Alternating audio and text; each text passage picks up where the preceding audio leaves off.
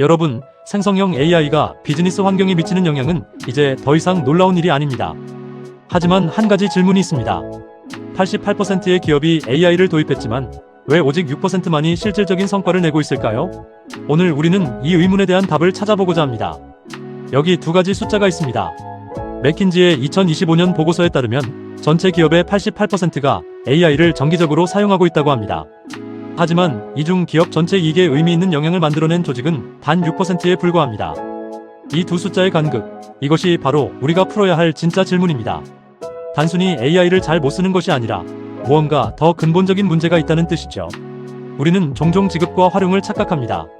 마치 회사 전체에 최고급 러닝화를 지급했는데 대부분은 서랍에 넣어둔 것과 같습니다. 마라톤에서 진정으로 성과를 내는 팀은 비싼 신발 때문이 아니라 꾸준하고 올바른 연습 방식 때문에 성공하는 것이죠.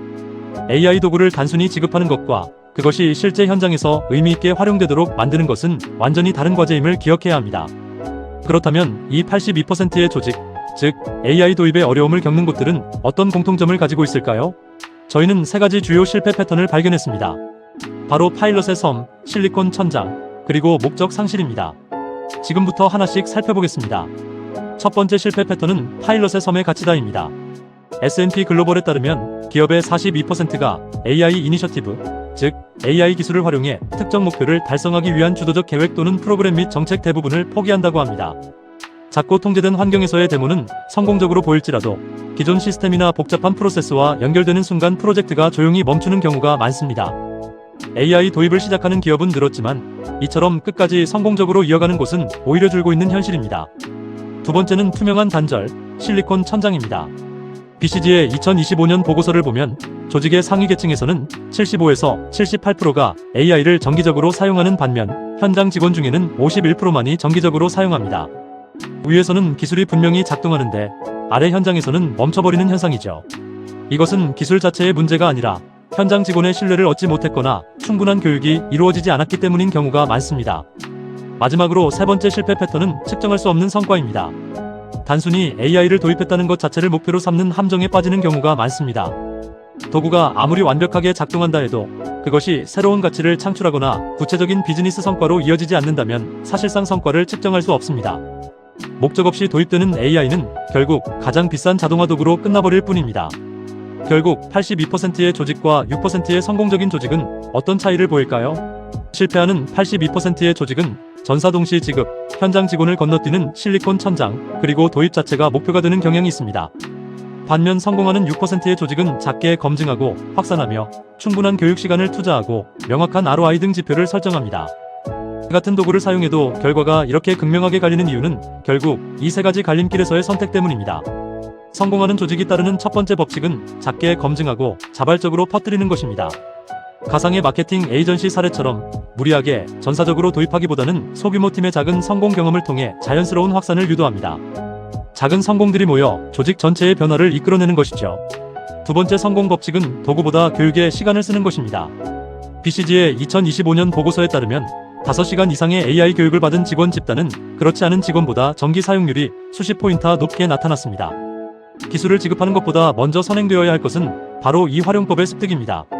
세 번째 성공 법칙은 시작 전부터 도착지를 아는 것입니다. 델로이트의 2024년 연구에 따르면 가장 진전된 AI 이니셔티브를 보유한 기업의 74%가 기대한 ROI, 즉 투자 대비 수익을 충족하거나 초과했습니다. 이들은 단순히 AI를 쓴다가 아니라 고객 응답 시간을 30% 줄인다와 같은 명확한 기준과 목표를 가지고 있었습니다. 결론적으로 문제는 도구 그 자체가 아닙니다. 중요한 것은 바로 순서의 문제입니다. 실패하는 조직은 도구를 먼저 생각하고 그 다음 교육을, 마지막으로 검증을 시도합니다. 하지만 성공하는 조직은 도구보다 목적을, 규모보다 검증을, 그리고 지급보다 교육을 먼저 생각합니다. 검증 마이너스 교육 마이너스 도구의 올바른 순서가 결국 유의미한 결과를 만들어냅니다. 그렇다면 당신의 조직은 지금 어느 쪽에 서 있다고 생각하십니까? 세 가지 질문을 던져보겠습니다. 첫째, 우리 조직의 AI 도입은 단발성 파일럿 단계를 지났습니까? 둘째, 현장 직원과 관리자가 비슷한 수준으로 AI를 활용하고 있습니까? 셋째, 도입 전에 명확한 개선 지표, 즉 ROI와 성과 기준을 정했습니까?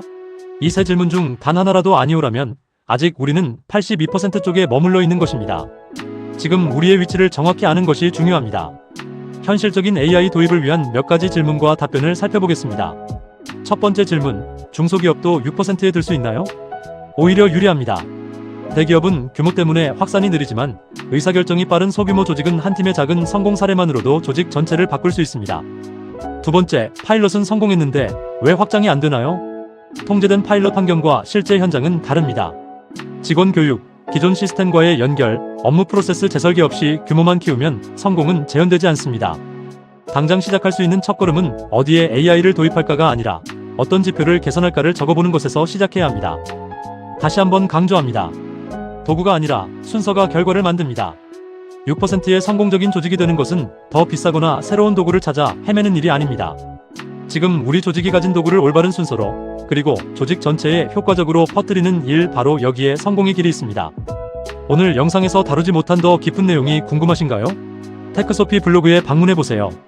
영상에 담기 어려웠던 상세한 안내서와 전문가용 꿀팁, 그리고 핵심 정보들을 모두 무료로 확인하실 수 있습니다. 접속 방법은 영상 아래의 설명란이나 고정 댓글을 참고해주세요. 여러분의 구독과 좋아요, 따뜻한 댓글은 더 좋은 콘텐츠를 만드는데 큰 힘이 됩니다. 앞으로도 여러분과 함께 소통하며 성장하는 테크소피가 되겠습니다.